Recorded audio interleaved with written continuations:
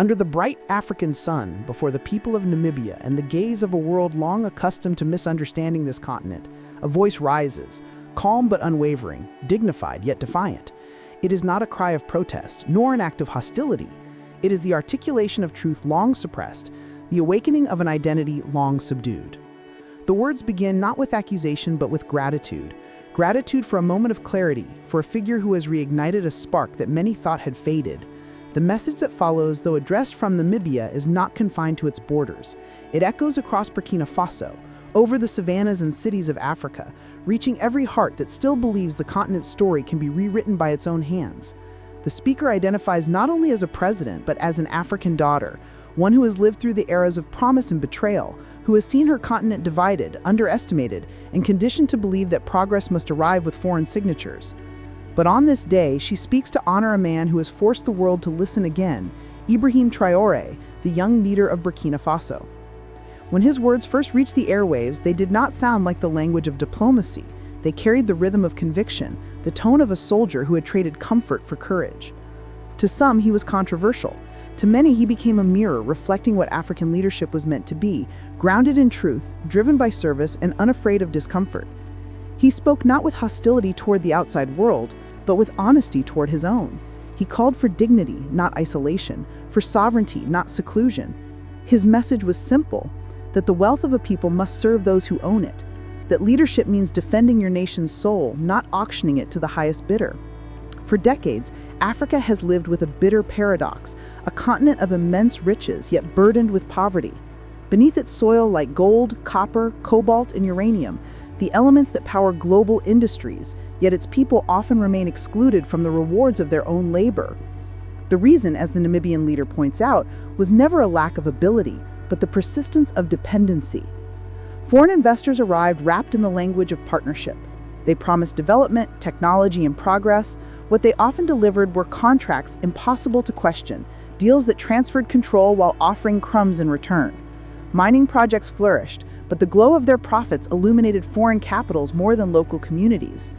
The mines glittered in the sun, but beneath the surface lay a quiet extraction, an economy of loss disguised as growth. It is within this context that Ibrahim Traoré rose. He read what others signed without question. He studied the fine print, the silent clauses that turned sovereignty into subservience. He saw that while Burkina Faso's land was rich, its people remained poor, their labor undervalued, their inheritance slipping away. And rather than bowing to how things are done, he acted. Traoré's reforms were not merely bureaucratic adjustments, they were acts of reclamation. He ordered the review of all mining concessions. He demanded renegotiations that gave the state control, not dependence. He insisted that Burkina Faso refine its own resources, that its gold not be exported in raw form only to return as expensive imports.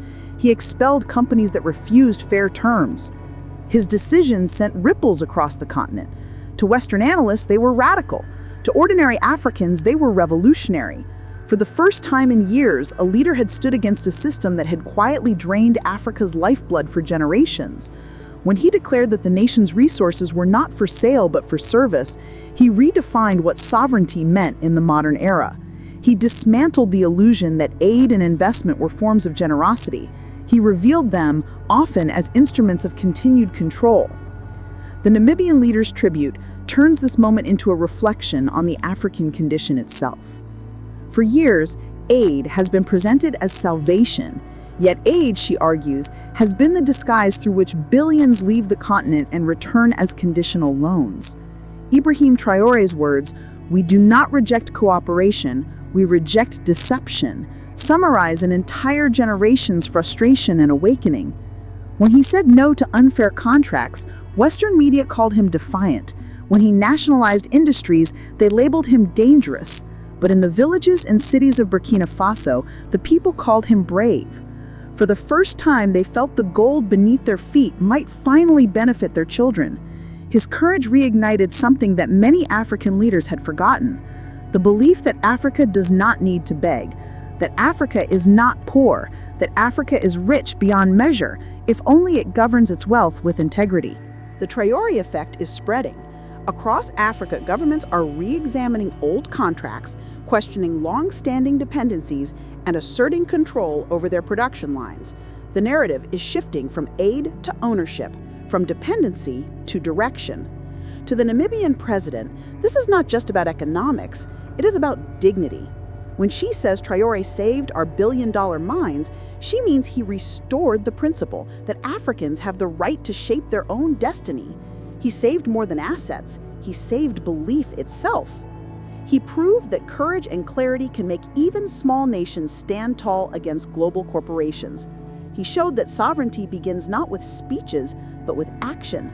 Many in the West may see only a young man in uniform, but Africans see a figure who embodies something much larger.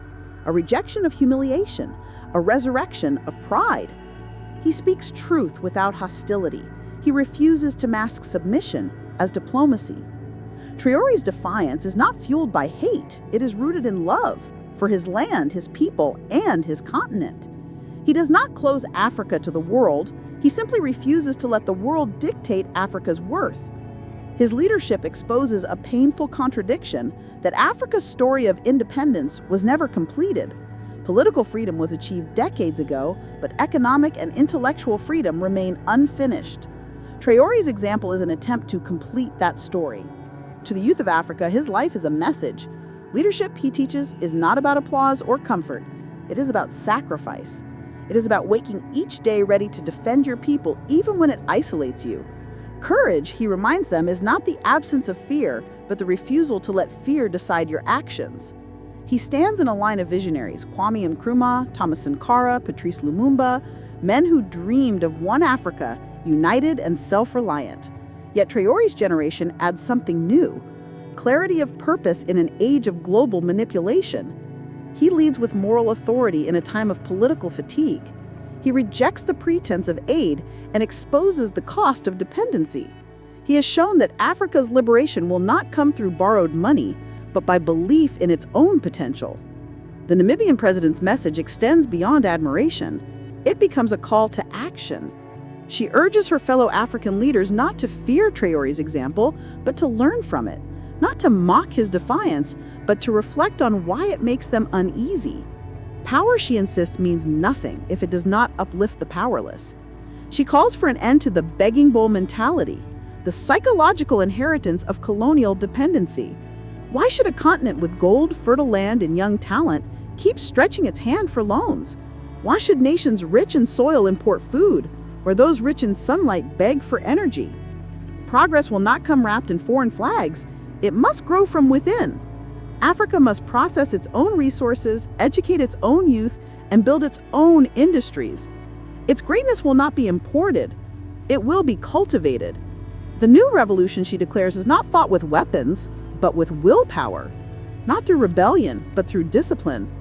Traore's leadership embodies this, a peaceful defiance, a firm demand for equality, a refusal to accept exploitation as destiny. She tells the youth, do not look to the West for validation. Do not wait for permission to build. Measure your worth by how much you uplift your people, by how deeply you love your land, and by how boldly you protect its future. The ancestors fought for political freedom with spears and sweat. This generation must fight for economic and intellectual freedom with education, technology, and unity. This is the Africa Traore envisions, one that stands without apology, cooperates without submission, and dreams without asking permission. And to those outside the continent, the message is clear. This is not rebellion, it is restoration. Africa is not turning away from the world, it is turning back to itself. The world may distort his image or misread his intentions, but the truth cannot be hidden. The Africa of silence has ended. The Africa that apologizes for its own strength is gone.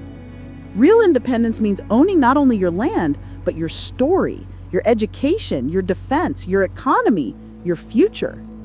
In this awakening, Namibia and Burkina Faso stand side by side.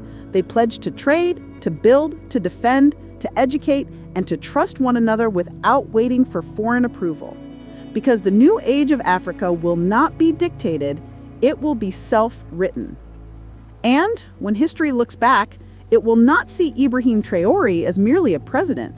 It will see him as a turning point, the moment when Africa remembered its power and refused to forget again. The Namibian leader closes with a declaration that resonates far beyond politics. Africa is no longer waiting for validation. It is standing up, shoulders squared, voice steady. The days of silence are over. The era of awakening has begun.